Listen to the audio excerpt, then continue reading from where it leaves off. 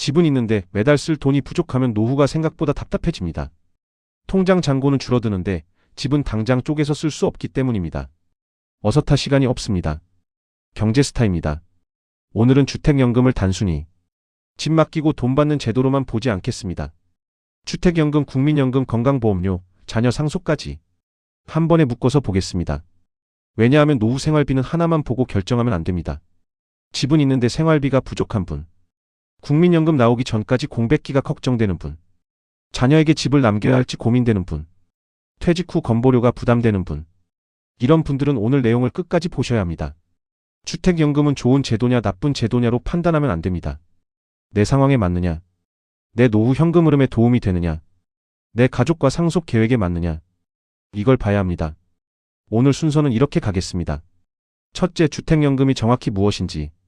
둘째, 누가 가입할 수 있는지. 셋째, 매달 얼마 정도 받을 수 있는지. 넷째, 국민연금과 어떻게 같이 봐야 하는지. 다섯째, 건강보험료와 복지급여에 어떤 확인이 필요한지.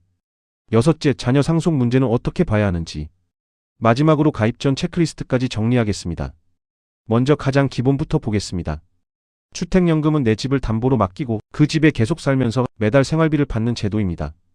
여기서 중요한 말이 두 개 있습니다. 첫째, 계속 살 수 있다. 둘째, 매달 받는다. 주택연금이라고 해서 집에서 나가야 하는 게 아닙니다. 내 집에 계속 살면서 받는 구조입니다. 그래서 집을 팔기는 싫지만 매달 생활비는 필요한 분들이 고민하는 제도입니다. 그런데 주택연금을 국민연금처럼 생각하면 안 됩니다. 국민연금은 내가 보험료를 내고 나중에 연금으로 받는 공적연금입니다. 주택연금은 내 집을 담보로 해서 매달 돈을 받는 구조입니다. 말은 연금이지만 내용을 뜯어보면 주택담보대출 성격이 있습니다. 이걸 알아야 합니다. 왜냐하면 주택연금은 공짜 돈이 아니기 때문입니다. 매달 받는 돈, 보증료, 이자 등이 시간이 지나면서 쌓이고 나중에 집을 처분하거나 정산할 때 계산됩니다. 그러니까 주택연금은 나라가 그냥 돈을 주는 제도가 아닙니다. 내 집이라는 자산을 매달 생활비로 바꾸는 장치입니다. 일반 주택담보대출과도 다릅니다. 일반 주택담보대출은 집을 담보로 돈을 빌리고 매달 원리금을 갚습니다. 퇴직 후에는 이게 부담입니다. 월급은 끊겼는데 대출 상환은 계속 나가니까요. 주택연금은 방향이 반대입니다. 집을 담보로 하지만 매달 갚는 게 아니라 매달 받습니다. 이 차이가 큽니다. 은퇴 후에는 버는 돈보다 나가는 돈이 더 무섭게 느껴질 수 있습니다. 그래서 집이 있어도 현금 흐름이 부족하면 생활이 불안해질 수 있습니다. 그럼 누가 가입할 수 있을까요? 핵심 기준은 크게 세 가지입니다. 부부 중 한 명이 55세 이상이어야 합니다. 부부 중 한 명은 대한민국 국민이어야 합니다. 그리고 부부 합산 공시가격 등이 12억 원 이하인 주택이나 주거용 오피스텔을 가지고 있어야 합니다. 여기서 중요한 건 부부 기준입니다. 남편 명의냐 아내 명의냐만 보는 게 아닙니다. 부부가 가진 집을 합쳐서 봅니다. 다주택자는 무조건 안 된다고 생각하는 분들이 많습니다. 그렇지 않습니다. 부부가 가진 주택의 공시가격 등을 합산했을 때 12억 원 이하면 다주택자도 신청할 수 있습니다. 만약 공시가격 등이 12억 원을 넘는 2주택자라면 3년 이내에 한 채를 처분하는 조건으로 가입할 수 있습니다. 그러니까 핵심은 집의 개수만이 아닙니다. 부부 합산 가격 기준을 봐야 합니다. 여기서 한 가지 헷갈리는 부분이 있습니다. 가입 가능 여부를 볼 때는 공시가격 등을 봅니다. 그런데 실제 월지급금을 정할 때는 공시가격만 보는 게 아닙니다. 한국주택금융공사가 인정하는 시세나 감정평가액을 기준으로 봅니다. 이게 중요합니다. 내가 가입할 수 있는지 볼 때의 가격 기준과 매달 얼마를 받을지 계산할 때의 가격 기준이 다를 수 있습니다. 그래서 인터넷에서 대충 집값만 보고 판단하면 틀릴 수 있습니다. 월지급금은 무엇으로 결정될까요? 크게 세 가지입니다. 첫째, 주택가격. 둘째, 가입 나이. 셋째, 지급 방식. 주택가격이 높을수록 월지급금은 커질 수 있습니다. 나이가 많을수록 월지급금도 커질 수 있습니다. 그런데 여기서 나이는 부부 중 나이가 어린 사람 기준입니다. 남편이 72세, 아내가 68세라면 68세 기준으로 계산됩니다. 왜냐하면 주택연금은 부부 중 한 사람이 오래 살 가능성까지 고려해야 하기 때문입니다. 대표 예시 하나만 보겠습니다. 2026년 3월 1일 기준으로 일반주택 종신지급 방식 정액형 예시에서 70세 3억 원 주택은 월 약 92만 원 수준입니다. 70세 4억 원 주택은 월 약 123만 원 수준입니다. 계산식은 필요 없습니다. 값만 잡으면 됩니다. 3억 원 집이라고 해서 매달 수백만 원이 나오는 구조가 아닙니다. 주택연금은 집값을 한 번에 나눠주는 제도가 아닙니다. 평생 지급 가능성, 보증료, 이자, 집값 변동, 부부 생존 가능성까지 반영해서 정해집니다. 그래서 우리 집이 몇 억인데 왜 이것밖에 안 나오냐. 이렇게만 보면 안 됩니다. 여기서 중요한 건 집값보다 생활비 구멍입니다. 월 90만 원이 적어 보일 수도 있습니다. 하지만 국민연금, 개인연금, 예금이자, 자녀 도움, 근로소득과 합치면 노후 생활비의 빈칸을 메울 수 있습니다. 주택연금은 노후 생활비 전체를 해결하는 카드가 아닙니다. 빈칸을 메우는 카드입니다. 이렇게 봐야 합니다. 이제 2026년 변경점도 보겠습니다. 2026년 3월 1일 신규 신청자부터 주택연금 월지급금이 조정됐습니다. 평균 가입자 기준으로 기존보다 늘어난 것으로 안내됐습니다. 또 보증료 구조도 같이 봐야 합니다. 초기 보증료는 가입할 때 붙는 비용이고 연보증료는 이용 중 대출자에게 붙는 비용입니다. 여기서 많은 분들이 묻습니다. 내가 돈을 받는데 왜 보증료가 있어? 주택연금은 국가가 보증하는 구조입니다. 이 보증을 위해 비용이 붙습니다. 그러니까 주택연금은 공짜 돈이 아닙니다. 매달 돈은 받지만 그만큼 대출잔액이 쌓이는 구조입니다. 그럼 주택연금은 언제부터 고민해야 할까요? 가입은 55세부터 가능하지만 꼭 55세에 바로 가입하라는 뜻은 아닙니다. 여기서 봐야 할 건 국민연금입니다. 국민연금, 노령연금은 출생연도별로 받는 나이가 다릅니다. 1961년부터 1964년생은 63세, 1965년부터 1968년생은 64세, 1969년생 이후는 65세부터입니다. 그러니까 55세나 60세에 퇴직했는데 국민연금은 아직 안 나오는 구간이 생길 수 있습니다. 이 구간이 문제입니다. 퇴직은 했습니다. 월급은 끊겼습니다. 그런데 국민연금은 아직 안 나옵니다. 이 사이에 생활비가 필요합니다. 이때 많은 분들이 예금을 깨거나 퇴직금을 조금씩 쓰거나 월배당 ETF를 보거나 다시 일을 찾습니다. 주택연금도 이 빈칸을 메우는 선택지 중 하나가 될 수 있습니다. 다만 주택연금 하나만 보면 안 됩니다. 국민연금이 언제 나오느냐, 개인연금이 얼마나 있느냐, 퇴직금은 얼마나 남았느냐, 집을 계속 보유할 생각이냐, 이걸 같이 봐야 합니다. 주택연금과 국민연금은 서로 대체제가 아닙니다. 주택연금은 국민연금을 대신하는 돈이 아닙니다. 국민연금 전후의 빈칸을 메우는 카드입니다. 예를 들어 국민연금이 64세부터 나오는데 60세에 퇴직했다면 4년 정도 생활비 공백이 생깁니다. 이때 퇴직금만 쓸지, 개인연금을 먼저 쓸지, 일을 조금 더 할지, 주택연금을 활용할지 고민해야 합니다. 이걸 순서 없이 결정하면 나중에 꼬입니다. 조기노령연금도 같이 봐야 합니다. 국민연금을 빨리 받는 방법은 있습니다. 하지만 빨리 받으면 감액될 수 있습니다. 그리고 한번 줄어든 금액은 평생 이어질 수 있습니다. 그래서 국민연금 빨리 받으면 되지라고만 생각하면 안 됩니다. 주택연금, 퇴직금, 개인연금, 예금, 근로소득을 같이 놓고 봐야 합니다. 노후 돈은 한 계좌만 보면 답이 안 나옵니다. 전체 현금 흐름을 봐야 합니다. 이제 건강보험료로 넘어가겠습니다. 여기서 많은 분들이 헷갈립니다. 주택연금 받으면 건보료가 오르나요? 이 질문은 단순하게 답하면 안 됩니다. 주택연금은 이름은 연금이지만 구조상 일반적인 소득처럼만 보면 안 되는 부분이 있습니다. 그런데 은퇴 후 건강보험료는 주택연금 하나만 보는 게 아닙니다. 직장가입자인지, 지역가입자인지, 피부양자인지 여기에 따라 달라집니다. 그리고 이자, 배당, 공적연금, 사업소득, 재산까지 같이 봅니다. 퇴직 후 건보료에서 가장 중요한 건 가입자 유형입니다. 직장가입자는 월급 중심으로 봅니다. 지역가입자는 소득과 재산을 같이 봅니다. 피부양자는 소득과 재산 기준을 통과해야 합니다. 퇴직하면 월급이 끊기니까 건보료도 자동으로 줄 것 같지만 지역가입자가 되면 다르게 느낄 수 있습니다. 왜냐하면 집, 토지 같은 재산이 반영될 수 있기 때문입니다. 은퇴 후에는 월급보다 고정비가 더 무섭게 느껴질 수 있습니다. 피부양자를 생각하는 분들은 더 조심해야 합니다. 피부양자는 그냥 자녀 밑으로 들어가면 되는 게 아닙니다. 소득 요건과 재산 요건을 같이 봅니다. 공적연금, 이자, 배당, 사업소득 같은 것들이 영향을 줄 수 있습니다. 특히 은퇴 후에 국민연금이 나오고 예금이자나 배당이 있고 재산과표가 높으면 피부양자 기준을 확인해야 합니다. 중요한 건 월 금액이 아니라 연간 합계입니다. 월로 보면 작아 보여도 연간으로 합치면 기준선에 가까워질 수 있습니다. 여기서 주택연금을 단독으로 겁낼 필요는 없습니다. 다만 주택연금을 받는 사람이 대부분 은퇴자라는 점이 중요합니다. 은퇴자는 동시에 여러 기준을 봅니다. 국민연금, 이자와 배당, 부동산 재산, 지역가입자 전환, 피부양자 여부, 복지급여 여부. 그러니까 주택연금 가입 전에 건보료 모의 계산도 같이 해보는 게 좋습니다. 특히 퇴직을 앞둔 분들은 직장가입자에서 지역가입자로 바뀌는 순간을 꼭 확인해야 합니다. 기초생활수급자나 복지급여를 받는 분들은 더 조심해야 합니다.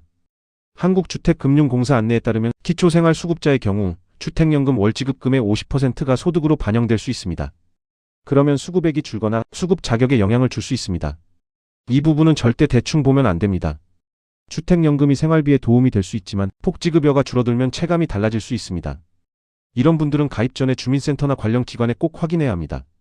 이제 자녀 상속 이야기를 해보겠습니다. 주택연금에서 가장 민감한 부분입니다. 많은 분들이 이렇게 생각합니다. 주택연금 가입하면 자식에게 집을 못 남기는 거 아니야? 이 질문은 맞기도 하고 틀리기도 합니다. 정확히 봐야 합니다. 가입자와 배우자가 모두 사망하면 주택을 처분해서 그동안 받은 금액, 보증료, 이자 등을 정산합니다. 집을 처분한 금액이 남으면 남은 돈은 상속인에게 돌아갑니다. 반대로 집값보다 대출잔액이 더 커지면 부족한 부분은 공사가 부담하는 구조입니다. 상속인에게 부족분을 따로 청구하는 방식이 아닙니다. 이건 주택연금의 큰 장점입니다. 오래 살아서 많이 받았는데 나중에 집값보다 더 많이 받게 되는 경우도 생각할 수 있습니다. 이때 부족분을 자녀에게 부담시키지 않는 구조라는 점은 중요합니다. 그런데 여기서 끝내면 안 됩니다. 상속인에게 부족분을 청구하지 않는다는 것과 자녀에게 집이 온전히 남는다는 것은 다른 이야기입니다. 주택연금을 오래 이용하면 나중에 정산할 금액이 커질 수 있습니다. 그러면 자녀에게 남는 몫은 줄어들 수 있습니다. 이건 당연한 구조입니다. 그래서 주택연금에서 진짜 어려운 건 숫자가 아닙니다. 가족 대화입니다. 부모님은 이렇게 생각할 수 있습니다. 내 집인데 내 노후에 쓰는 게 맞지. 자녀는 이렇게 생각할 수 있습니다. 그래도 나중에 물려받을 집이라고 생각했는데. 여기서 감정이 생깁니다. 부모의 노후 생활비가 먼저냐? 자녀에게 상속을 남기는 게 먼저냐? 정답은 없습니다. 가족마다 다릅니다. 하지만 한 가지는 확실합니다. 말을 안 하고 결정하면 나중에 오해가 생길 수 있습니다. 주택연금 가입 전에 가족에게 허락받으라는 뜻이 아닙니다. 내 집을 어떻게 쓸지는 기본적으로 본인의 결정입니다. 하지만 가족이 알고 있는 것과 모르고 있는 것은 다릅니다. 자녀가 부모님의 생활비 상황을 모르고 있다가 나중에 주택연금 가입 사실을 알게 되면 감정이 상할 수 있습니다. 반대로 부모님도 자녀에게 너무 미안해서 생활비가 부족한데도 말을 못할 수 있습니다. 이건 돈 문제가 아니라 관계 문제입니다. 그래서 주택연금은 숫자 계산 전에 가족 대화가 먼저일 수 있습니다. 이제 담보 제공 방식을 봐야 합니다. 주택연금에는 저당권 방식과 신탁 방식이 있습니다. 말이 어렵습니다. 쉽게 풀면 이렇습니다. 저당권 방식은 가입자가 집 소유권을 그대로 가지고 공사가 그 집의 근저당권을 설정하는 방식입니다. 신탁 방식은 집을 공사에 신탁하고 공사는 우선수익권을 담보로 취득하는 방식입니다. 여기서 중요한 건 이름이 아닙니다. 배우자 승계와 임대 가능 여부입니다. 배우자 승계는 정말 중요합니다. 부부 중 한 명이 먼저 사망했을 때 남은 배우자가 계속 연금을 받을 수 있느냐, 계속 그 집에 살 수 있느냐, 이게 핵심입니다. 방식에 따라 절차가 달라질 수 있습니다. 신탁 방식은 배우자 승계 절차가 상대적으로 간단하게 설계된 부분이 있습니다. 또 일부 임대 가능 여부도 방식에 따라 달라질 수 있습니다. 그러니까 가입할 때 그냥 월지급금 높은 걸로 해주세요. 이렇게만 하면 안 됩니다. 배우자 승계까지 같이 봐야 합니다. 지급 방식도 여러 가지입니다. 가장 기본은 종신 지급 방식입니다. 평생 매달 받는 방식입니다. 인출한도를 따로 설정하지 않고 노후 생활비를 안정적으로 받는 구조입니다. 가장 이해하기 쉽습니다. 다음은 종신혼합 방식입니다. 일부는 필요할 때 찾아 쓰고 나머지는 매달 받는 방식입니다. 병원비, 집수리비, 보증금 반환, 생활비 예비자금이 필요한 분들은 이걸 봅니다. 대출 상환 방식도 있습니다. 집 담보대출이 남아있는 분들에게 중요합니다. 은퇴 후에 주택담보대출 원리금을 계속 갚는 건 부담입니다. 이 경우 주택연금을 활용해서 기존 주담대를 상환하고 남는 부분을 매달 연금처럼 받는 구조를 볼 수 있습니다. 이건 대출 있는 집을 가진 분들에게 현실적인 선택지입니다. 물론 모든 경우에 유리하다고 단정하면 안 됩니다. 기존 대출금리, 남은 원금, 월상환액, 주택연금 월지급금까지 같이 봐야 합니다. 우대형 주택연금도 있습니다. 부부 중 한 명 이상이 기초연금 수급권자이고 부부 합산 시가 2억 5천만 원 미만 1주택 보유자인 경우 볼 수 있는 방식입니다. 저가주택을 가진 고령층에게 일반형보다 월지급금을 더 주는 구조입니다. 특히 2026년 6월부터 저가주택 보유자에 대한 우대형 지원이 확대된 내용도 있습니다. 이런 분들은 일반형만 보지 말고 우대형이 가능한지도 확인해야 합니다. 작은 차이 같아도 노후 생활비에서는 크게 느껴질 수 있습니다. 지급 유형도 봐야 합니다. 정액형은 매달 같은 금액을 받는 방식입니다. 생활비 계획을 세우기 쉽습니다. 초기 증액형은 초기에 더 많이 받고 이후에는 줄어드는 방식입니다. 퇴직 직후부터 국민연금 나오기 전까지 생활비가 많이 필요한 분에게 맞을 수 있습니다. 정기 증가형은 처음에는 적게 받지만 시간이 지나면서 일정 주기로 늘어나는 방식입니다. 나이가 들수록 의료비나 돌봄비가 걱정되는 분들은 이런 구조도 볼 수 있습니다. 여기서 중요한 건 금액보다 시기입니다.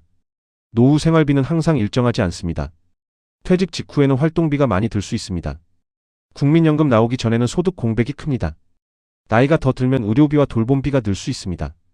배우자가 먼저 사망하면 생활비 구조가 바뀔 수도 있습니다. 그래서 주택연금은 매달 얼마냐만 보면 부족합니다. 언제 돈이 더 필요하냐를 같이 봐야 합니다. 이제 주택연금의 장점을 정리해 보겠습니다. 첫 번째 장점은 계속 거주입니다. 집을 팔지 않고 익숙한 동네와 집에서 계속 살 수 있습니다. 50대, 60대 이후에는 이게 생각보다 중요합니다. 병원, 시장, 친구, 이웃, 자녀와의 거리. 이런 생활권이 바뀌는 건 큰 스트레스입니다. 주택연금은 집을 팔지 않고 현금 흐름을 만들 수 있다는 장점이 있습니다. 두 번째 장점은 평생 지급 구조입니다. 오래 살아도 매달 받을 수 있다는 점이 중요합니다. 노후에서 가장 무서운 건 오래 사는 리스크입니다. 말이 조금 이상하게 들릴 수 있지만 돈보다 오래 살면 생활이 어려워질 수 있습니다. 예금은 쓰면 줄어듭니다. 퇴직금도 쓰면 줄어듭니다. 하지만 주택연금은 일정 조건 아래 평생 지급 구조로 설계되어 있습니다. 이건 안정감을 줄 수 있습니다. 세 번째 장점은 정산 구조입니다. 나중에 부부가 모두 사망한 뒤 정산할 때 주택을 처분하고 남으면 상속인에게 돌아갑니다.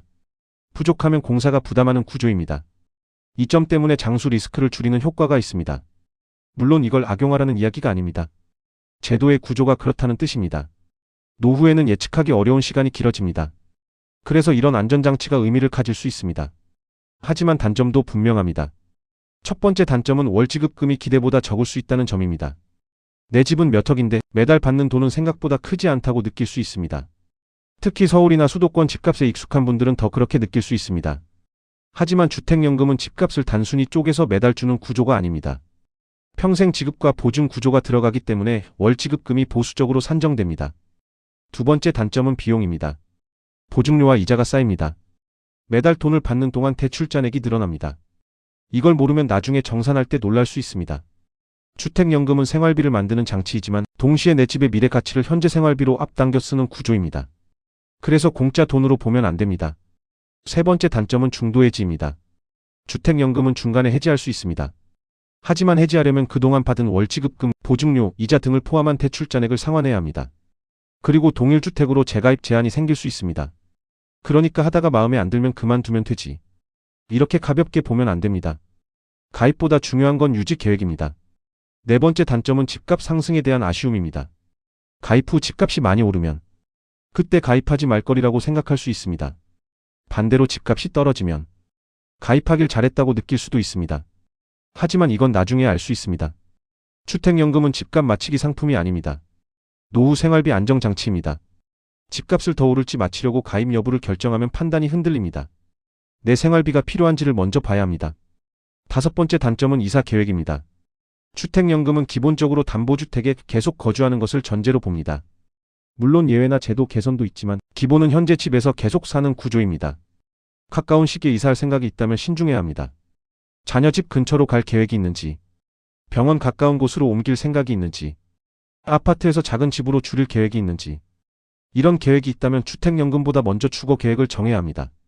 이제 어떤 분에게 맞는지 보겠습니다. 주택연금이 맞을 수 있는 분은 이런 분입니다. 집은 있는데 현금 흐름이 부족한 분, 현재 집에서 계속 살고 싶은 분, 자녀에게 집을 전부 남기는 것보다 부부 생활비가 더 급한 분, 국민연금과 개인연금만으로 생활비가 부족한 분, 주택담보대출 상환이 부담되는 분. 이런 분들은 주택연금을 검토할 필요가 있습니다. 반대로 신중해야 할 분도 있습니다. 가까운 시기에 이사할 계획이 있는 분, 자녀 상속 계획이 이미 정해진 분, 복지급여 자격이 민감한 분, 집값 상승 기대가 매우 큰 분, 가족과 상속 문제를 전혀 이야기하지 않은 분, 중도해지 가능성이 높은 분. 이런 분들은 먼저 상담과 비교가 필요합니다. 여기서 실전 체크리스트로 넘어가겠습니다. 첫째, 부부 중 나이가 어린 사람 기준으로 예상 월지급금을 조회하세요. 주택연금은 나이 많은 사람 기준이 아닙니다. 부부 중 연소자 기준입니다. 둘째, 공시가격과 시세를 구분하세요. 가입 가능 여부는 공시가격 등이 중요하고 월지급금은 시세나 감정평가에